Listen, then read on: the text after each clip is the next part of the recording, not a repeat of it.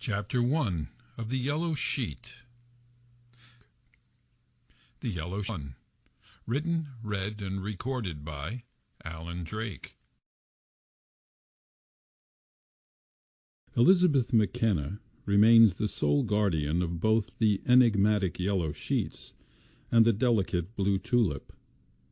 They were secreted on a lower shelf in her walk-in pantry long after the collapse of the national elections, long after El Niño inexplicably reversed its northern flow to turn stubbornly southward, long after her husband packed off to climb the Himalayas with empty excuses, looking to find himself, long after he was caught selling her precious passport to traffickers on the Tibetan plains, long after he escaped, kayaking down the Brahmaputra with a nameless 30-year-old schoolteacher, long after Liz's lonely, sleepless nights were replaced by stargazing on the bluff behind her Montana home, long after the city's first August frost crept through her gardens and left her with an urgent forgetfulness, long after hopelessness lingered comfortably in the garden's shadows, among the flowers and trees,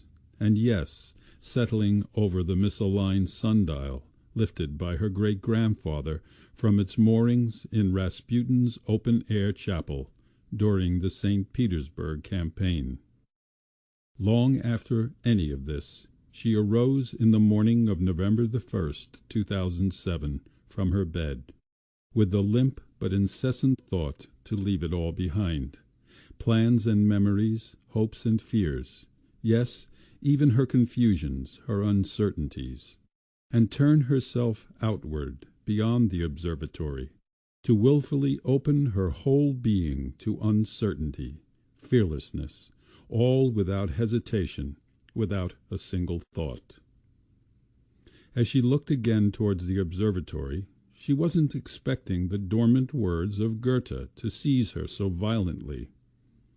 Just for once have the courage to surrender yourself to impressions, to allow yourself to be moved, to be uplifted, yes, to be instructed and kindled by something great. The thought took hold and grew, assuming a life of its own. Impulsively, absent-mindedly, she reached into the dark pantry, playing her strong small hand through the air like a blind conductor, until her rancher's fingers, with their close-clipped nails, closed upon a tan duffel-bag. How long had it been since it was last used? It was comforting to feel it against her palm. She hugged it to her. It held no memories. It was as empty as her mind. In less than a minute she was out of the double front doors. Their shiny oak finish flashed in the rising sun as they closed. They released an imperceptible tap of oak against the rubber-sealed doorstop, and they settled into immobility, remaining unlocked, for she left without keys, without money, without food, without wallet, without her stolen passport, without anything that might identify her, with nothing but the clothes she wore, and the tan duffel-bag containing the yellow sheets and the blue tulip. Why would there be anything to concern her? She refused to entertain the thought. She had what she needed, and she needed nothing more. She would forestall all sense of worry until the circumstances required her to think otherwise. Meanwhile she followed the well-worn trail before her. She would focus on the sound of her Merrill trail shoes as they scraped the earth.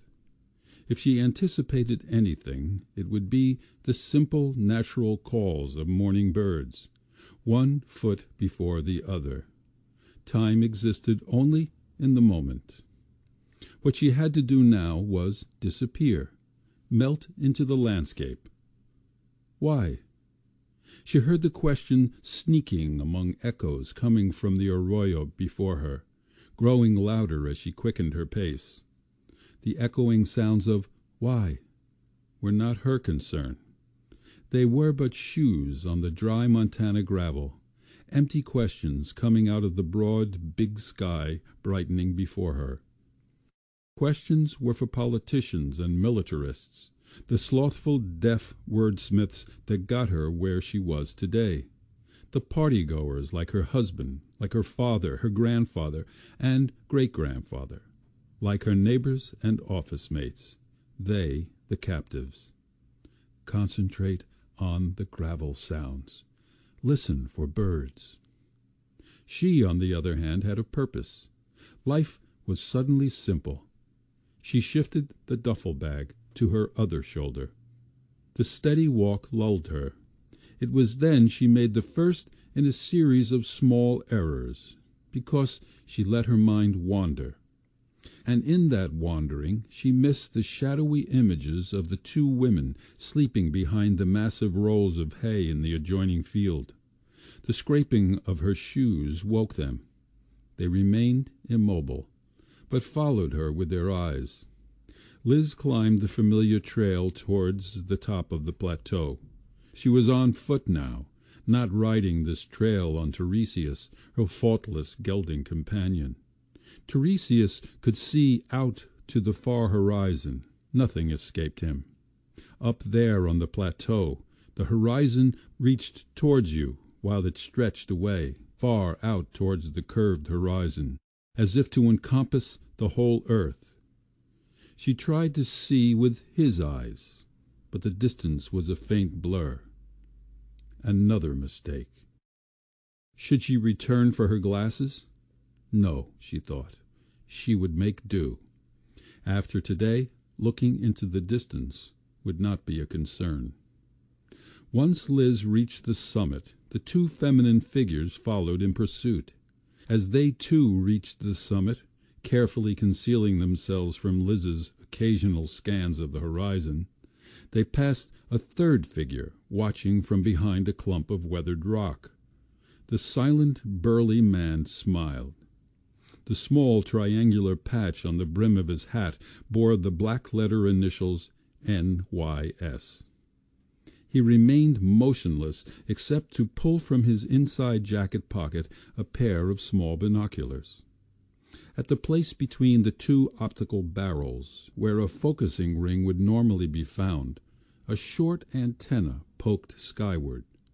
Whatever he saw was seen by others as well. Liz continued her northern trek. Within an hour the sun was beginning to climb the sky with a boldness she did not anticipate, and the wind began blowing in her face. She slipped on her wrap-around sunglasses. While the brightness permitted her a better vision of the surrounding landscape, she was reminded that the sun could also be unforgiving. Still, she was in her stride. Although she had neither horse nor prescription glasses, nothing between here and her destination would escape her keen observation, her dogged perseverance. Morning hunger crept upon her. She paused from her walking to wonder at the wisdom of leaving her house with nothing but the duffel bag. No, it was all right. It would be less than an hour before she reached Bootswell's Hole. The even pace of her walk, here under the wide blue dome that was her haven, her comfort, her home, helped her to relax. It encouraged the flow of her inner dialogue once more. She was once again in the safety of the expansive morning light. Nothing out here could harm her, not even her impulsive, disassociated lizard-like thoughts. The great shorthorn lizard, the milk snake, the northern alligator lizard, the sagebrush lizard, the smooth green snake, the snapping turtle, the spiny soft-shell, the western hog-nosed snake, the skink, the Coeur d'Alene salamander, the Great Plains toad, the Idaho giant salamander, the northern leopard frog, the plains spadefoot, the western toad, all my friends, all going. Each a representative, each in danger of leaving the earth, joining the stones and the pebbles, the ever-present flattening earth. In another 100 million years all this would be flat, she thought. Montana has insisted on this since time immemorial. Her thoughts were pushed aside by the sound of a low rumbling wind. Could the earth itself be trembling? It reminded her of something her drunken brother-in-law said at last week's fundraiser. How inappropriate Chuck could be! He was going on with his predictable, improbable tales, the lives of the pioneers, his ancestors. But suddenly he made an unexpected switch. He launched into a string of horrid stories. Atomic testing in the Southwest. Whole towns came out to view them. There were family gatherings, 4th of July fireworks. Hundreds of families watched from downwind as the rough clouds billowed towards them, dropping blankets of radioactive dust on mothers and fathers, children and grandparents. Innocently, spectators brushed the dust off with their bare hands, as casually as they would beach sand. But this was Montana. Nothing like that had ever come to Montana, or would. Liz had a goal and nothing was going to stop her from achieving it. She picked up her pace, once again walking directly into the wind. Behind her the sharp sound of gravel being kicked caused her to swivel around quickly. No, nothing was going to stand in her way, certainly not the two women standing stock still on the trail a few hundred feet behind her. No, nothing would stop her, not even the mushroom cloud blossoming on the horizon upwind from her, behind the two women who were now running towards her. End of Chapter 1 of the Yellow Sheet.